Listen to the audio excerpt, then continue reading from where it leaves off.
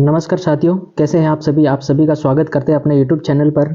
जैसा कि आज हम जिस वीडियो के ऊपर बात करने जा रहे हैं, जैसा कि आपने थंबनेल में देख ही लिया होगा, तो आपको पता चल गया होगा कि एक तो सबसे बड़ी हम बात कर रहे हैं कि भाई सीईटी के अंतर्गत जो सिलेबस हैं, उस सिलेबस में क्या क्या बदलाव किए गए हैं, उसके अंतर्गत कितने टॉपिक जोड़े गए हैं, कोई या सब्जेक्ट जोड़ा गया है, तो उसके ऊपर हम बात करेंगे।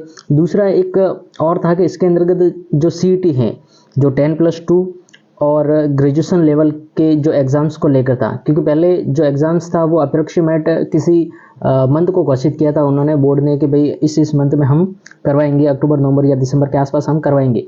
लेकिन अब उन्होंने फिक्स जो डेट है उसको फाइनलाइज कर दिया है कि भाई इस डेट को 10+2 सीईटी का एग्ज़ाम्स होगा और इस डेट को ग्रेजुएशन लेवल का एग्ज़ाम्स होगा।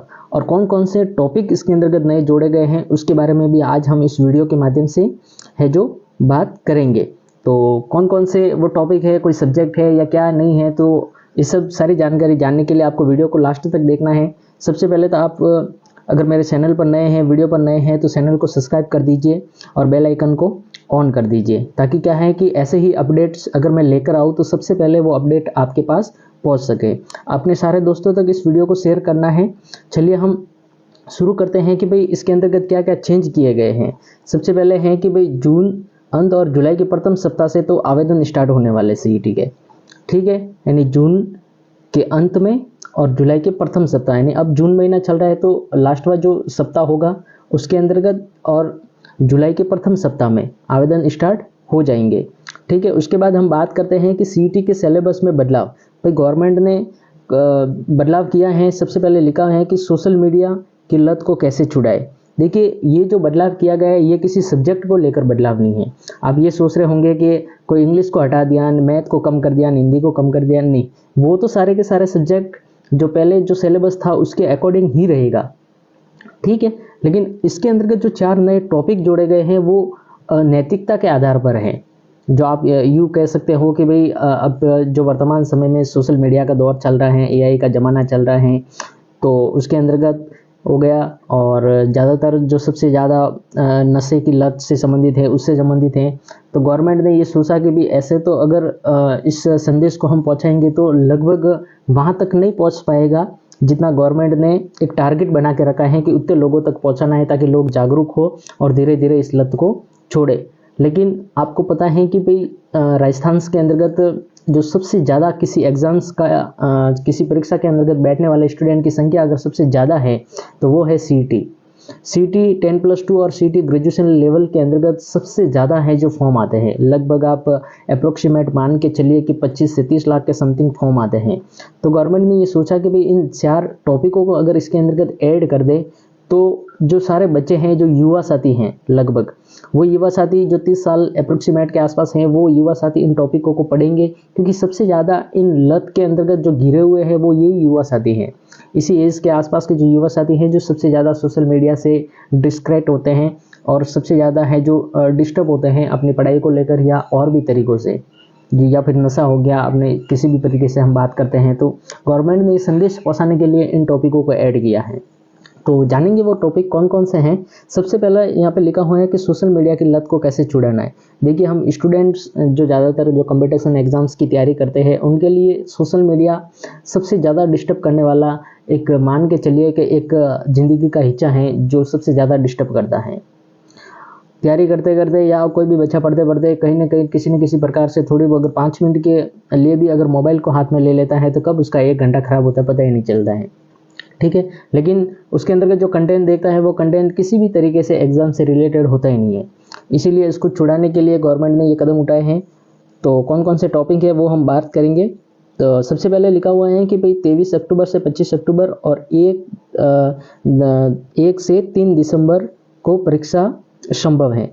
यानी जो 23 अक्टूबर से 25 अक्टूबर जो 10+2 के अंदर है, क्योंकि पहले 10+2 का एग्जाम्स होगा, और 1 से 3 दिसंबर है वो सीईटी ग्रेजुएशन लेवल का एग्जाम्स होगा, ठीक है। हम जानते हैं कि इसके अंतर्गत और क्या क्या लिखा हुआ है।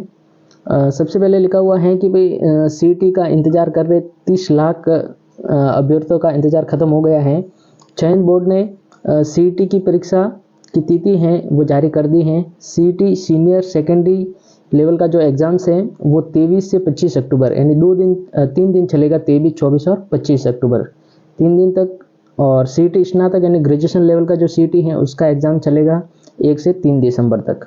ठीक है, सिलेबस में बदलाव होगा, उन्होंने कहा है, पहले ही कह दिया कि भाई सिलेबस में बदलाव होगा। सीनियर सेकेंडरी के लिए आवेदन की जो प्रक्रिया है वो अगले सप्ताह यानी 25 जून से संभव है। इन्होंने सारी की सारी डेटें हैं जो मेंशन कर रखी है, चाहे वो आवेदन की डेट हो, आवेदन की लास्ट डेट हो, एग्ज़ाम्स की डेट हो, वो सारी डेटें इन्होंने मेंशन कर रखी हैं। तो सारी डेटों को आप जान लेना, कहीं लिख लेना अगर आपको याद ना हो तो। ठीक है, तो फिर इसने लिखा है कि भाई CET स्नातक के लिए आवेदन जो है वो जुलाई में शुरू होंगे।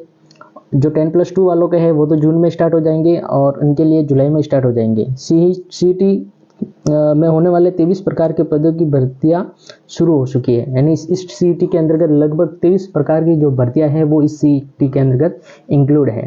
यानी आपको अब ये समझ में आ गया होगा कि भाई आपको CET पास करना बहुत ज़रूरी है। आगे सब लिखा हुआ है, नेगेटिव मार्किंग होगी कि नहीं होगी, CET की वैधता कितने साल है और मिनिमम पासिंग मार्क्स आपको कितने लाने, सारी डिटेल्स इसके अंतर्गत है। तो वीडियो को लास्ट तक देखना है आपको। ठीक है, तो इसके बाद यहाँ पे लिखा हुआ है कि 23 प्रकार की भर्तियों का रास्ता खुलने वाला है। सिलेबस में 4 नए टॉपिक ऐड कर दिए हैं। पहला तो है CPR, दूसरा है प्राथमिक उपचार से संबंधित, तीसरा है ड्रग्स एब्यूज़ और चौथा है सोशल मीडिया। ये सारे के सारे सामाजिक नैतिक से संबंधित हैं, जो समाज को आगे ले जाने में हेल्पफुल रहते हैं। और सबसे ज़्यादा अगर समाज किसी वजह से पीछे है तो इन 4 टॉपिकों की वजह से ही है। ये टॉपिक क्या क्या है हम पूरी डिटेल से इसके अंतर्गत बात करेंगे कि क्या क्या टॉपिक है, इसके अंतर्गत क्या क्या आता है। ठीक है, इसमें एडिशनल शामिल कर दिया गया है। सबसे पहले ये देखिए, सबसे मेन पॉइंट है, आपको सबसे पहले तो इसकी वैधता देखो, आपको पूरा वीडियो देखना है। इसके अंतर्गत देखो, पात्रता इसमें 3 साल रहेगी। जो आप CET के अंतर्गत एग्जाम्स दोगे उसकी जो पात्रता रहेगी वो 3 साल तक रहेगी। अब क्या पता गवर्नमेंट 3 साल तक वापस CET का एग्जाम्स करवाए कि नहीं करवाए, इसकी कोई गारंटी नहीं है। तो आपको एग्ज़ाम्स अच्छे तरीके से देना है, बिल्कुल अच्छी तैयारी के साथ देना है, क्योंकि उन्होंने पहले कह दिया था कि पेपर टफ होने वाला है आपकी बार। ठीक है, परीक्षा में नेगेटिव मार्किंग होगी। देखिए, गवर्नमेंट ने पूर्ण रूप से साफ कर दिया है कि नेगेटिव मार्किंग भी होगी, पेपर भी आसान नहीं होने वाला है, यानी दोनों तरीके से आप फंस चुके हो। ठीक है, तो अब आपके पास एक ही रास्ता है कि बस अपनी तैयारी के अंतर्गत मजबूती बनाए रखना है। ठीक है, फिर इन्होंने लिखा है कि 40% आरक्षित वर्ग 40% अंक प्राप्त करने होंगे और आरक्षित वर्ग में 5% की छूट दी जाएगी। अब ये मिनिमम जो पासिंग मार्क्स हैं, गवर्नमेंट ने जो मिनिमम पासिंग मार्क्स रखे हैं वो SC और ST को छोड़कर बाकी सारे जो कैटेगरी आती हैं उस कैटेगरी के लिए तो इन्होंने 40% मार्क्स रखे हैं। लेकिन जो आरक्षित वर्ग कैटेगरी यानी SC ST कैटेगरी है उनके लिए 35% अंक लाने जरूरी है। यहाँ लिखा हुआ है कि आरक्षित वर्ग में 5% की छूट दी जाएगी, यानी आपको SC और ST को 35% अंक लाने हैं और उनको 40% अंक लाने हैं।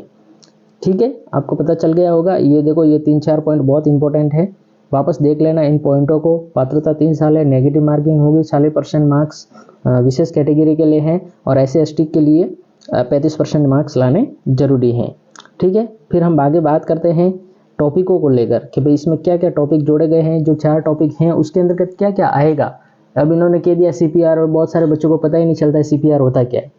ठीक है, बहुत सारे बच्चों को यही नहीं चलता है कि ड्रग्स एब्यूज़ क्या है।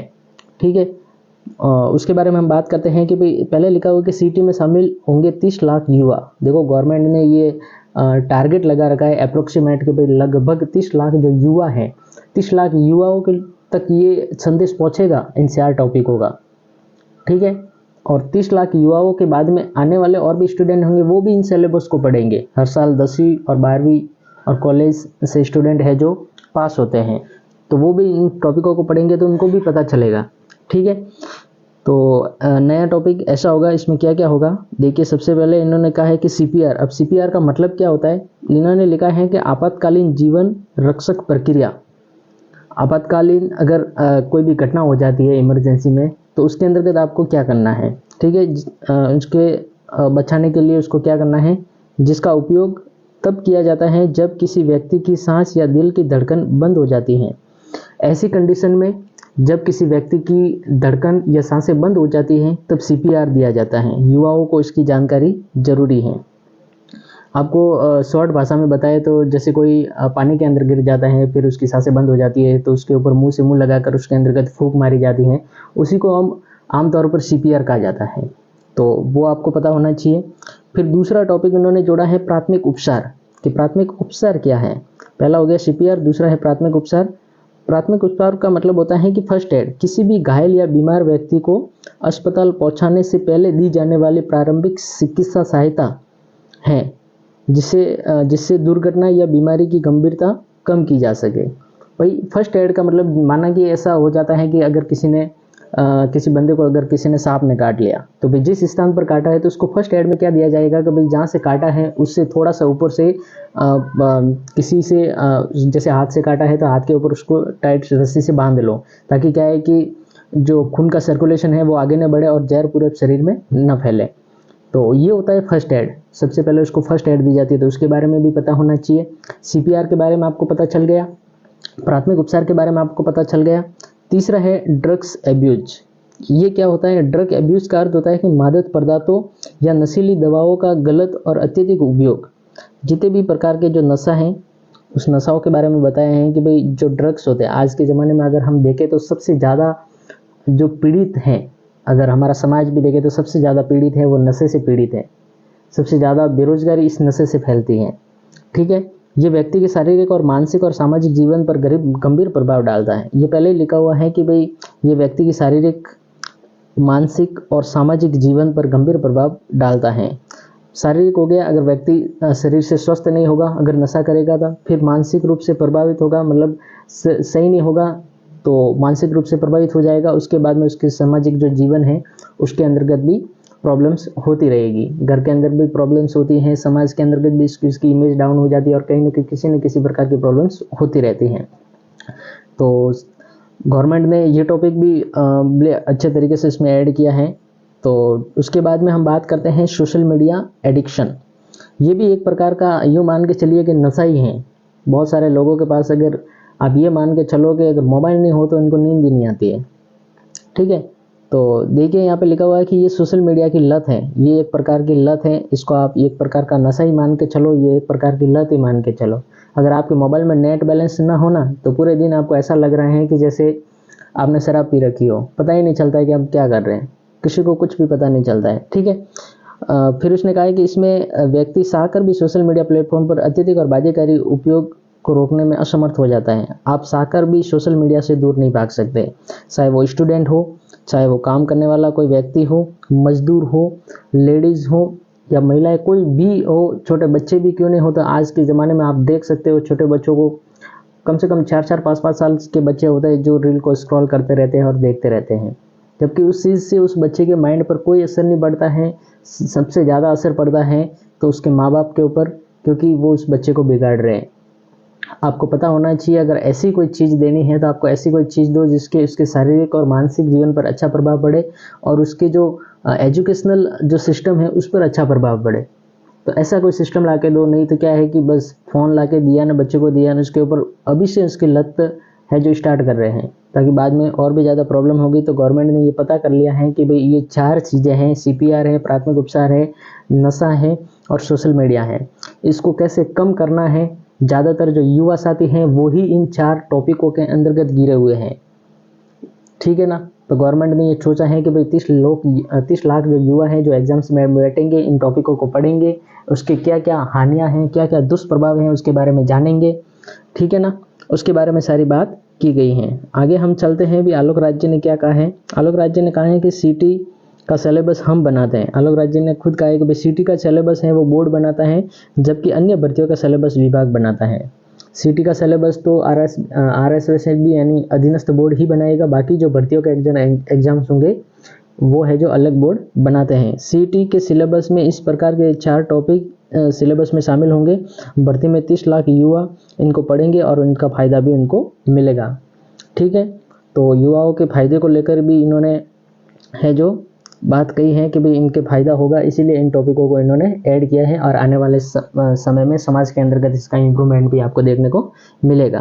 ठीक है, डेट आपको बता दी है कि भाई सीटी और पूर्व में जो तिथि जारी की गई थी वो 8 से 10 मई तक थी 10+2 की, और 20 से 22 फरवरी थी इसकी स्नातक के, लेकिन अब इसको चेंज कर दिया है। तो अब आपको पता होना चाहिए कि अब नई जो डेट है वो 23 से 25 अक्टूबर तो रहेगी 10+2 CET की, और CET स्नातक लेवल की रहेगी 1 से 3 दिसंबर तक। ठीक है दोस्तों, आपको ये जानकारी कैसी लगी आपको बताना है, सभी दोस्तों तक इस वीडियो को शेयर करना है। सारी चीज़ें मैंने आपको बता दी हैं, सारी चीज़ें आपको मैंने क्लियर कर दी हैं, चाहे वो पात्रता से हो, चाहे वो नेगेटिव मार्किंग से हो, चाहे वो मिनिमम पासिंग मार्क्स से हो, चाहे वो डेट से हो, चाहे वो टॉपिकों से हो, कौन कौन से टॉपिक इसमें ऐड कर रखे हैं, सारी बातें मैंने आपको बता दी हैं।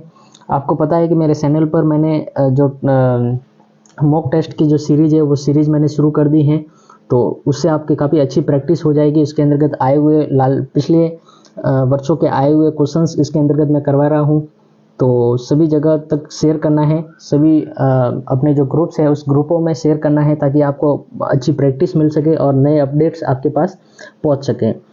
तो आपको ये वीडियो कैसा लगा सभी दोस्तों तक शेयर करना है, और लाइक भी करना है, और चैनल को सब्सक्राइब भी करना है। जय हिंद, जय भारत।